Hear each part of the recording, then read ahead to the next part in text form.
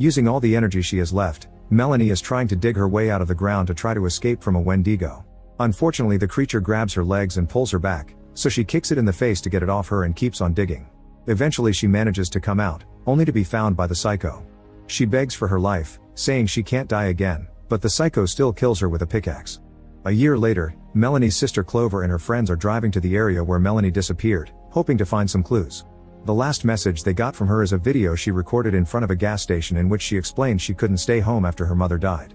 The group arrives at the same gas station and Megan, who claims to be a psychic, makes everyone hold hands to see if they can channel Melanie's energy. However, they're interrupted by an RV almost running over them. Clover enters the gas station and shows a picture of Melanie to the clerk Hill. He doesn't recognize her, but he correctly guesses that she's missing and explains that people go missing in Glore Valley all the time. Then Clover tells her friends that they're going to Glore Valley next. That night, the group is still driving through a heavy storm. It's hard to see ahead, so they begin arguing over what to do. Suddenly the car bursts through heavier rain only to appear on a clean area that appears to be protected by an invisible wall.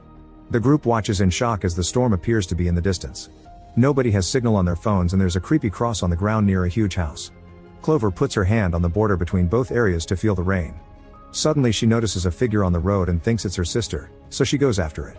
Her ex-boyfriend Max sees her leave and worries because it's now getting dark in the clear area too, so he reaches into the rain to pull her back. The figure on the road is now gone. The rest of the group is inside checking out the house. There are many peculiar things like a calendar from 1998, a big hourglass, and pickaxes hung on the wall. The electricity still works but the water doesn't. Nina signs her name in the guest book.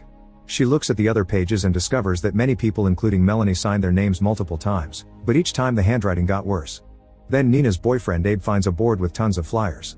When he starts removing the business ones, he finds a bunch of missing signs that also include Melanie. However, none of the signs have any information.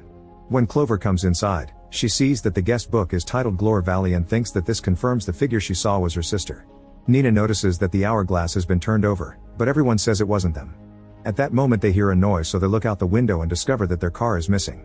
They rush outside and find the car under the rain with the lights on, but when they try to get closer, the car threatens to run them over, so everyone rushes back inside. Megan, Max, and Clover decide to check the basement, which turns out to be a big living area. There are scratches on the windows and Max realizes there shouldn't be windows underground in the first place.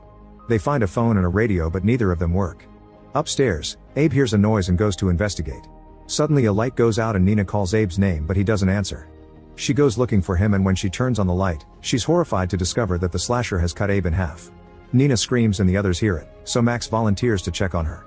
He carefully takes a peek and sees the slasher staring at Nina.